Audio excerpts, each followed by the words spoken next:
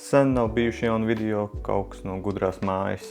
Tikai tas, kur man kaut kas nestrādā. Bet IKEA šogad izlaida jaunus produktus šajā līnijā un esmu iegādājies 2 no tiem. Nezinu, vai es gribu izrunāt to nosaukumus. Man ir 2, tā teikt, sensori. Viens ir temperatūras sensors, viens ir kustības sensors, par ko es nedaudz biju negatīvi pārsteigts. Tie ir lielāki nekā gaidīju. Ja jūs kaut kur gribat tā estētiski viņus paslēpt, tad laikam šie nebūs labākā izvēle. Bet tad par katru nedaudz atsevišķi. Tātad šis ir IKEA temperatūras sensors un arī mitruma sensors. Kā jūs teicu, salīdzinājumā šis ir mans esošais Sonoff temperatūras un mitruma sensors. Kā var redzēt, viņš ir mazāks. Arī biezumā viņš ir mazāks. Šis nav tik ļoti daudz lielāks, bet ņemot vērā, ka tas strādā uz 2 AAA baterijām, tad tas arī atspēko to, ka šis ir lielāka izmēra. Un arī ir vēl viena lieta, tām ir ekrāns. Tātad variet redzēt gan temperatūru, gan mitrumu telpā, nospiežot vidējo pogu uz šīs te ierīces. Es pirms iegādājos domāju, ka viņš rādīs visu laiku tātad temperatūru, bet laikam jau loģiski, kad tad baterija beigtos jau pēc dažām dienām, bet vienalga daudz labāk, kad viņam ir šīs te 2 AAA baterijas, nekā izmanto, piemēram, Sonoff šīs te pogu baterijas, vai arī kā viņas sauc, varat ierakstīt komentārā, kā šīs īsti sauc, kuras ir daudz dārgākas ar mazāku ietilpību. Šo, protams, jūs varat arī integrēt ar savu gudro māju, bet variet arī izmantot vienkārši kā parastu termometru, lai redzētu, cik grādījums telpā vai arī mitruma līmenis. Un tātad šis te maksā tikai 9 eiro.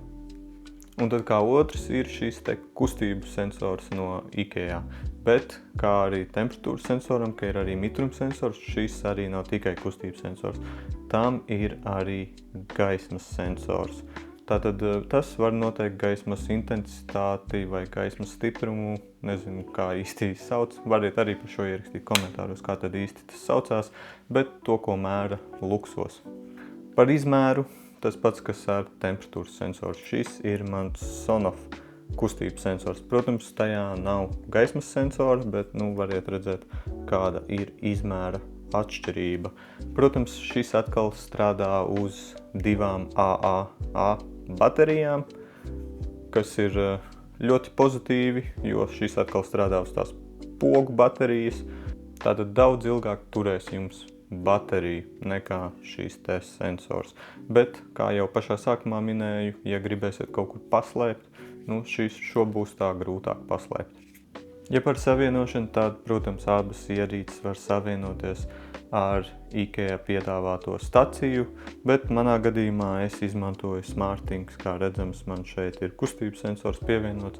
Nekādu problēmu savienoties ar SmartThings. Kā ieliku baterijas, tā man jau telefonā atnāca paziņojums par jaunas ierīces atrašanu. Un tā kā abas ierīces izmanto jauno standarta metars, tad noskenēju tikai kodu un tās jau ir pievienotas un gatavas darbam.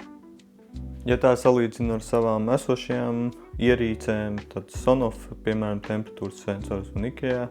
Protams, IKEA ir daudz foršāk, kad ir šīs 2 lielās baterijas, un tas, kad arī ir šīs te ekrāns, lai redzētu uzreiz temperatūru un mitrumu līmeni. Šajā gadījumā man Sonoff es varēju tikai redzēt savā telefonā. Un tāpat par kustības sensoriem, tātad, protams, IKEA daudz foršāk, kad ir atkal šīs lielās baterijas, un arī šeit nāk šis te gaismas sensors iekšā, kas Sonoff gadījumā nebija.